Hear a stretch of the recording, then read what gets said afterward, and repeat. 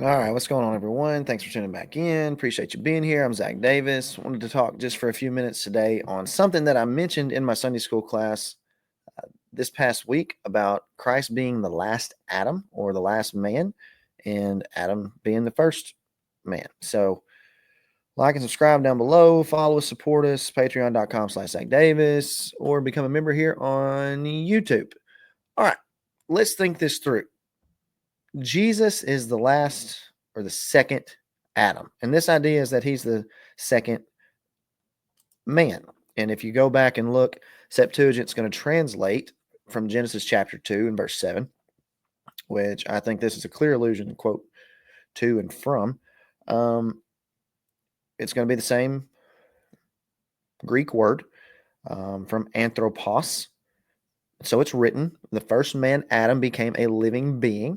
And I take it my whole life that I've read that and thought that this means that God breathed into him. And I think the text says, breathed into his nostrils the breath of life. The last Adam became a life giving spirit.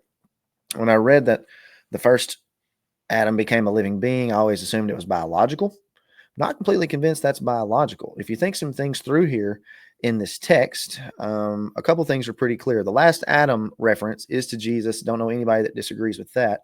Jesus is not the last biological man that ever existed. I think you would agree with that. If you keep reading in the text in verse 47, it says, the first man was of earth, literally earthy, of dust, made of dust. The second man is the Lord from heaven. Okay, the second man. Jesus is not biologically the second man after Adam as the first covenant man. Jesus is also not the second biological male that ever lived, and he's not the last biological male that ever lived. I don't think this text has anything to do with biological reference, is what I'm getting at. When it says that Adam became a living being, and if you go back to Genesis chapter 2, and it talks about how the Spirit would breathe upon them. If you go back to Ezekiel 37, you see the same thing, that God would put the breath of life in them whenever he raised them out of their graves in Ezekiel chapter 37. And it has absolutely nothing in Ezekiel 37 to do with them biologically being raised out of a grave. And that's where part of the confusion comes in, that we've taken covenantal language, that they're being brought back to spiritual life into the presence of God in Ezekiel 37, is the same language and carryover that we're seeing in some of this 1 Corinthians 15 stuff that's just borrowed from some of the Genesis stuff. So when I'm reading these texts, I'm not reading that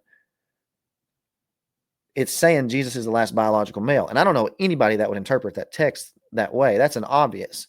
But we flip right around and make it be about Adam and make it be that, well, Adam is the first biological male. Well, those two things don't harmonize. One of them's biological, one of them's spiritual. I have no idea. I'm not saying that Adam is or isn't the first biological male. Here's the point that I wish to make with the text.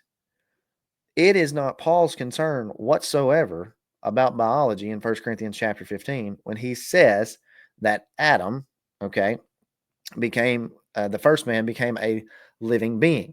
What I take that to mean in Adam's coming to life is the same idea in Revelation chapter 20 when they came to life, that there was a bringing into the presence of God, that Adam was brought into the presence of God. And I think this is an important emphasis for everybody watching, that Adam wasn't born in the garden, okay?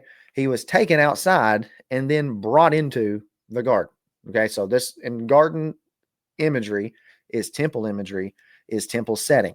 He's brought into the temple. And who lives in the temple? Well, that's the picture of God's presence, okay? That's why Genesis, the very beginning, starts in a garden setting. Revelation 22 ends in a garden setting. And if you're a preterist, then you agree.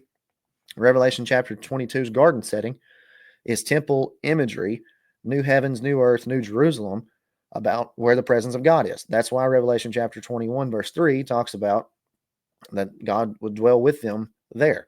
That's the whole picture that this gets us to. So when I'm reading this text, I'm reading it with the understanding that Adam, the first covenant man, Jesus, the last covenant man, Jesus, the second covenant man. Were there other people that God made covenant with Moses, Noah, David. Yes, all throughout those texts. But Paul understands it that all of those are traced back under Adam. And the new beginning is with Jesus. So you get first man, second man, first man, last man. And those two distinctions I think are really important. That Jesus is the second Adam and that he is the last Adam. That he is the second man and the last man. Not biologically, covenantally. There will never again need to be another person to which I have to go to God through other than the Lord Jesus Christ. It's through him. He is that's the route. That's the way. And playing off the last video I did sitting at my computer, I think that really gets us back into the idea of when did the old covenant start. And this is why I think so many things to me point you back to starting the old covenant, this covenantal head, this idea of federal headship, back to Adam at the very beginning and not ending it with Moses at Sinai, but taking it back. Adam, first man, Jesus, the last second man, the last second Adam. Covenantal man, covenantal head. All right. Anyway, food for thought there. I know there's more in that text, but just wanted to do a quick video and give some thoughts on it. So like and subscribe. We'll see you soon.